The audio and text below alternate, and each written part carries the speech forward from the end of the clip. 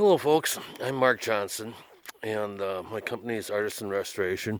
And this week we've been invited back to do some work on a log home project that I built 15 years ago for a fellow.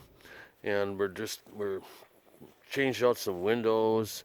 This summer we did some staining on it because the um, fellow hadn't kept up on it like most people do. But anyway, I just want to do an overview of the more of the structure and not so much the work we're here doing today, although I'll point that out. But anyway, um, this part of the cabin is actually made out of steel I-beams because there's so many windows in it. My engineer didn't feel comfortable letting us use logs there. The rest of this end, down to the far end of the porch, is a true log structure, which was actually built on the property down the hill a ways 130 years ago.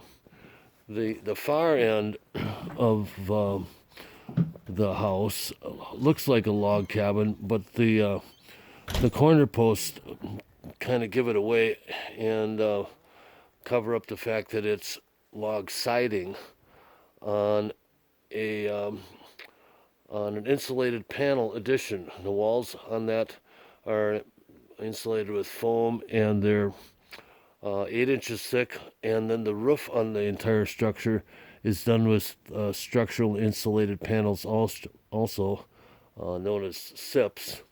And you see those uh, silver-colored icicles up there. We were instructed to put those up this week to help deter woodpeckers from attacking the house. I've never heard of it before, but I have heard customers complain about woodpeckers, and I hope it works. One of the other things we're doing is we're refastening some of the treated plywood around the house that's covering up the insulation.